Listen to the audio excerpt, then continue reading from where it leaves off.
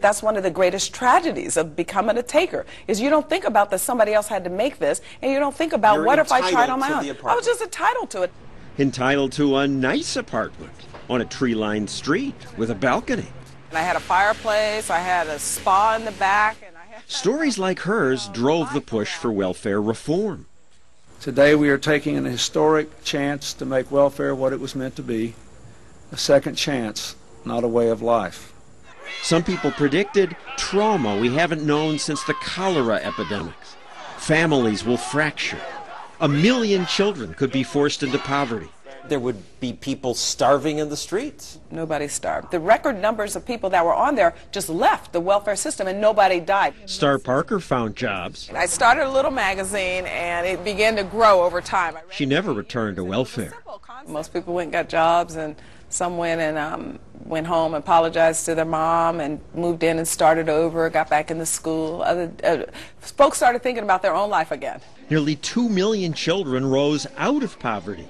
Welfare caseloads fell by half. Incentives matter. Last year, Congress extended unemployment benefits to nearly 2 years. Could that be a reason why, even though the recession's over and the stock market's up, unemployment is still stuck at 9%? A check from government does encourage dependency. It did encourage me to pass up job openings that I could have applied for. How many? Probably half a dozen. Patrick Berry lost his job writing software manuals. He says his 99 weeks of unemployment benefits led him to turn jobs down because they paid less than unemployment. That would amount to a pay cut, and why would I want to do that? Fresno, California has 17% unemployment. Yet people who run employment agencies here tell us people turn down jobs all the time. A lot of people take advantage to try to work the system. If the state's going to give me money, why not take it? Unemployment agencies say many people just pretend to look for work. Benefits personnel, this is Nancy. May I help you?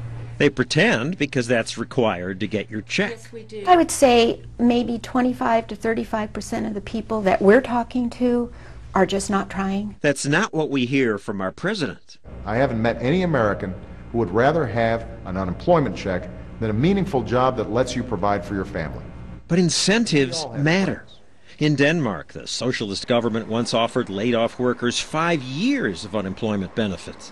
When did many Danes finally find work? Surprise, after exactly 5 years. So Denmark cut benefits to 4 years. Then Danes found jobs in 4 years. So Denmark cut the benefits in half.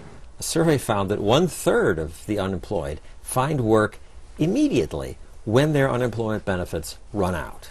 When there were only a few weeks left, I actually did start looking at jobs that I had been passing up the chance to apply for. We should have a safety net to help people who cannot help themselves. But I don't think we ought to have a safety net that lulls people into lives of complacency and dependency on the federal government. It is kind to want to help people who've fallen in hard times. But government handouts encourage people to rely on handouts instead of on themselves. Coming up, the alternative.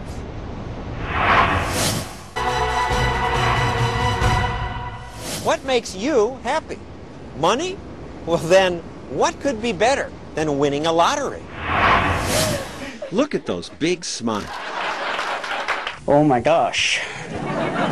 But here's the surprise for most. A few months later, they're not happier at all. On the contrary, the lottery winners are less happy. When people don't earn their own success, they're not as happy, they're not as healthy, and ultimately Arthur Brooks wrote a book about happiness.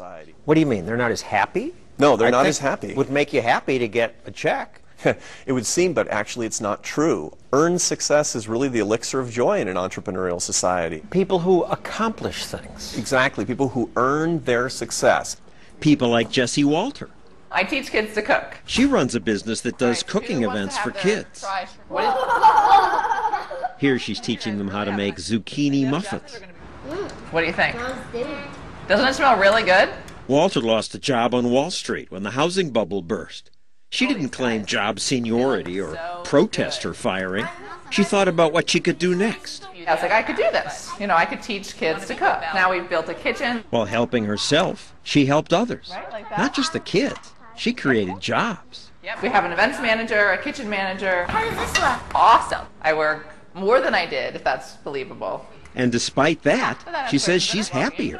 I love it, and it's, every day's different. These are the happiest people, and those are the people who are most rewarded most of the time by the free enterprise system. A Gallup poll found business owners have a higher sense of well-being, even though they work longer hours and often make less money.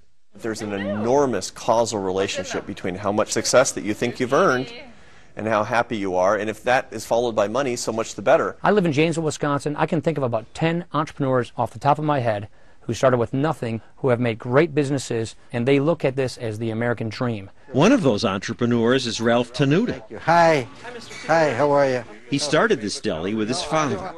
He bought this little candy store. In 60 years, they grew it into a famous Wisconsin super deli. I love everything about it. I'm taking my daughter here, she's from California, so she can experience Tenuta's. Where you been? The owners of this non-union market have given lots of kids their first job. We must have hired through the years thousands of kids.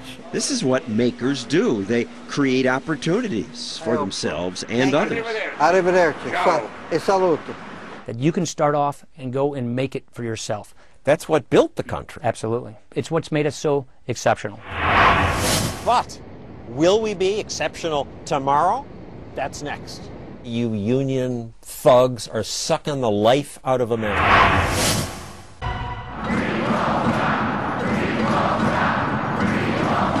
Are workers getting their fair share of the economic pie? This week's protests were dominated by union teachers in Wisconsin, Indiana, and Ohio. So for perspective, let me step back to debate the fairness argument with someone in my own backyard. This is how I get to work most mornings. I take the subway. Or sometimes I take the bus. Both the bus and the subways in my town are run by an organization called the MTA. It's like a government monopoly that's losing money hand over fist.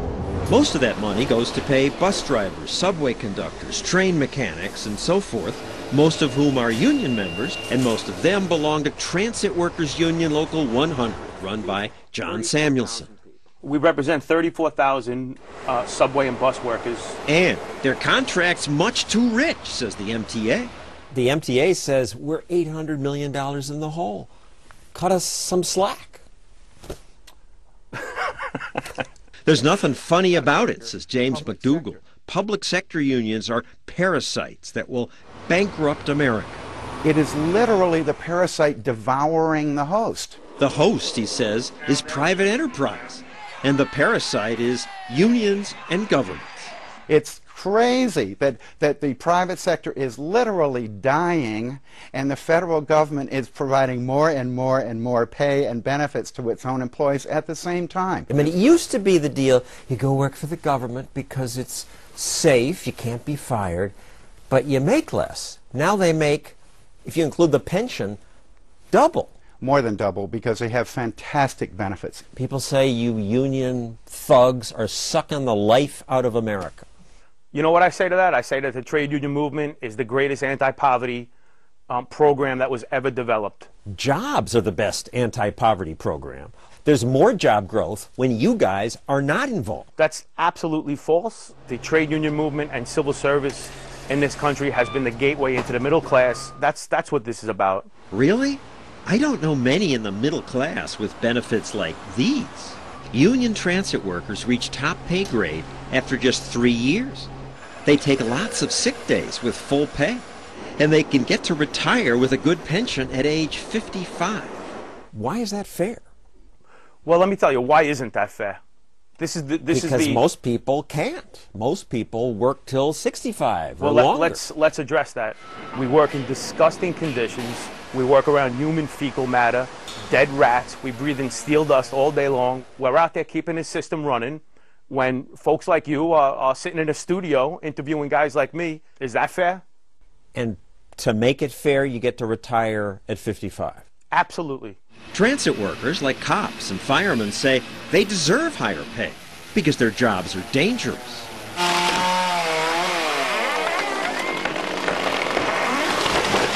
But America's most dangerous jobs are logging and, most dangerous of all, fishing. much more dangerous than police or transit work. Loggers don't retire at 55. People who fish for a living, I don't those are know risky anything about jobs. loggers. But I look at the most deadly jobs. Mm-hmm. Fishing is at the top of the list. Logging, farming, garbage men, roofers.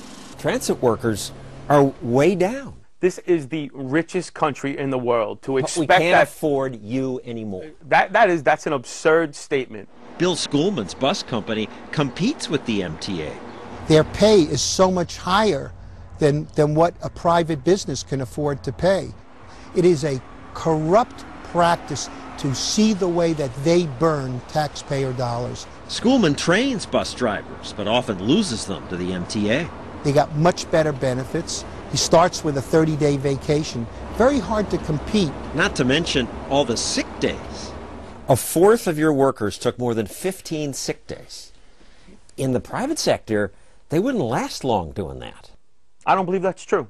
It's not true that a quarter of the people take 15 sick days? About 25% of our workforce are women. Women have babies.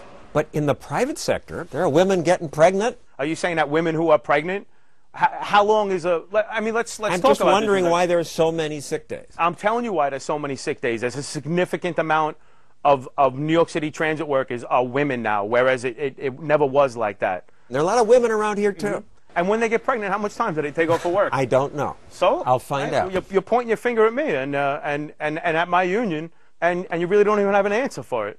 So I got an answer.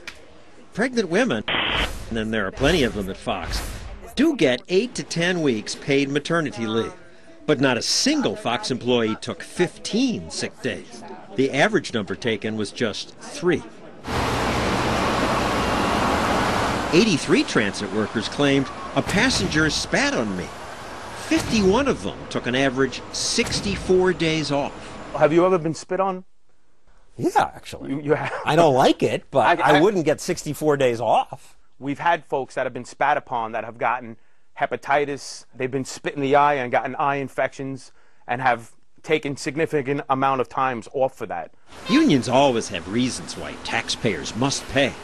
But why do government officials agree to the deal? Unions do what unions do. If you're dumb enough to negotiate the stupid deals that the MTA management has negotiated, then shame on them. Most of those elected officials don't know how to read a balance sheet. They're just not equipped to manage the process of managing 22 million people who work in the public sector. Some who were equipped didn't seem to care. This smart investment banker became governor of New Jersey. Then he negotiated a fat union contract for thousands of state workers with this union president, who was his ex-girlfriend. But he, like most politicians who make such deals, left office before the union pension bill came due. The person who did it 15 or 20 years ago is long gone. The council or the congressman or the senator. So we have, in effect, a crimeless victim. The victim is the taxpayer. But nobody really committed a crime.